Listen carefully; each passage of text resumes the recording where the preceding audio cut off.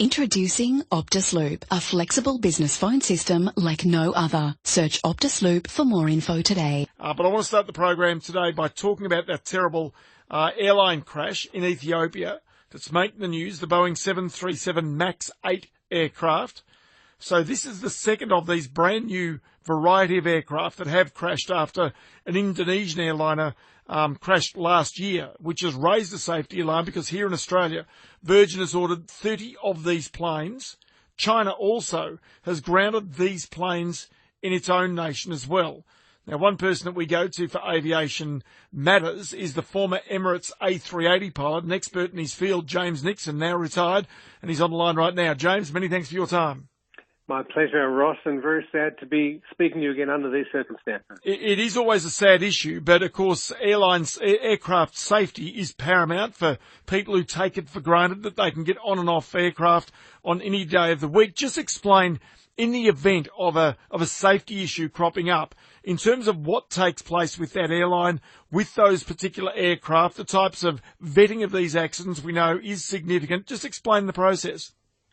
Okay, well, let me just say I used to fly in and out of Addis Ababa Airport from Dubai with Emirates on an A330 and also A340s. I'm fairly up to speed on this airport, which is one of the trickiest airports in the world to fly in and out of because it's so high. It's about 7,600 feet above sea level. So the air molecules are fairly far apart. The planes don't perform as they do at sea level. And also you get very hot temperatures there. So the density altitude of the aircraft is fairly high and makes for tricky flying.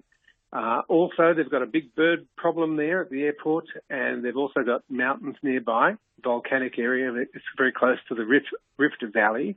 And so these Ethiopian pilots are really good. This is not a case of a Mickey Mouse airline with suspect pilots in command. We're talking Ethiopian Airlines, the largest airline in Africa. They were the launch customer for the 787 outside Japan. They were the third company to ever get the Boeing Dreamliner 787, and they're the launch customer in Africa of this 737 MAX. They are really up to speed and really good at their job. So for these guys to get caught out has really shocked and stunned the piloting community. I know a guy who was talking to a 777 pilot who was lining up behind these guys when they took off. And they took off normally, and then he immediately heard them say on the radio that they were declaring an emergency. They had unreliable airspeed, and they were having trouble controlling the aircraft. And then they transferred them over to the next frequency, and that's all my friend heard. So we know they've got an unreliable airspeed problem, and that's similar to what happened to Lion Air. That's all we can say at this time.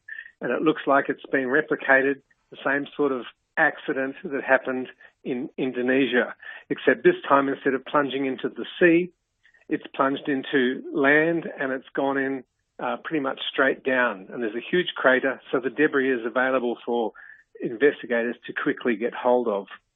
I did note today that the Virgin Independent Pilots Association, they have 30 of these aircraft on order.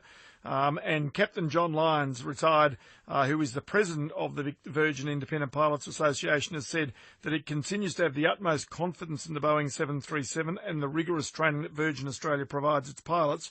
We look forward to its introduction at Virgin Australia as it brings outstanding commercial advantages to the airline and enhanced customer appeal. Just explain for me the outstanding commercial advantages that this particular aircraft brings to an airline such as Virgin Australia. Well, it's cheap, and that's the reason why all the airlines, 5,110, I think, have been ordered already, 350 delivered. It's new generation, using all the latest technology. And so what Boeing have done is got an aircraft that was certified in 1967, and they completely change it. They keep changing it, but they keep making additions to the original design in effort to try and counter the new Airbus Neo A320. They came out with this Boeing 737 with large, efficient engines, and in so doing, this has meant that the engines have to be moved further forward to fit them under the wing. And this is causing a problem with the airplane when it gets close to the stalling angle, and so someone's come up with a nifty idea of putting some software in that automatically lowers the nose of the aircraft and prevents a stall. But unlike the Airbus product, where the philosophy of the company has always started with this fly-by-wire protection system, it appears that this is a bolt-on system, and we're going to hope that these guys get this right eventually. And no doubt that they will. They certainly will be working as fast as they can to find a fix for it.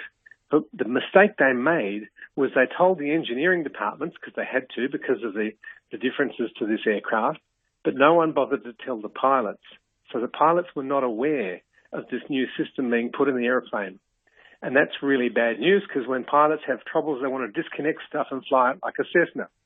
On all Airbuses, you press a red button on the side stick and you can fly it like a Cessna. All Airbuses can do that. And so could all Boeings until this one's come along. And it's really shocked and stunned the industry.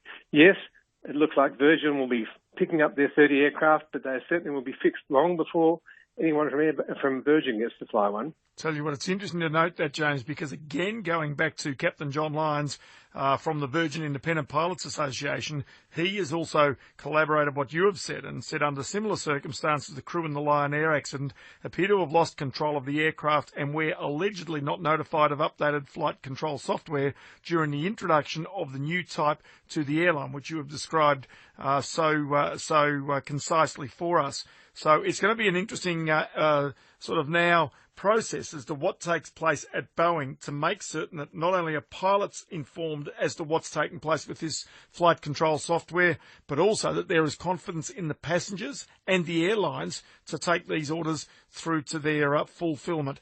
James Nixon, as I say, former Emirates pilot with the A380, now retired, absolutely brilliant in his time on these aviation matters. James, I do trust we'll speak on much happier circumstances next time, but I do appreciate your time this evening. My pleasure, Ross, and I hope so. Thank you very much.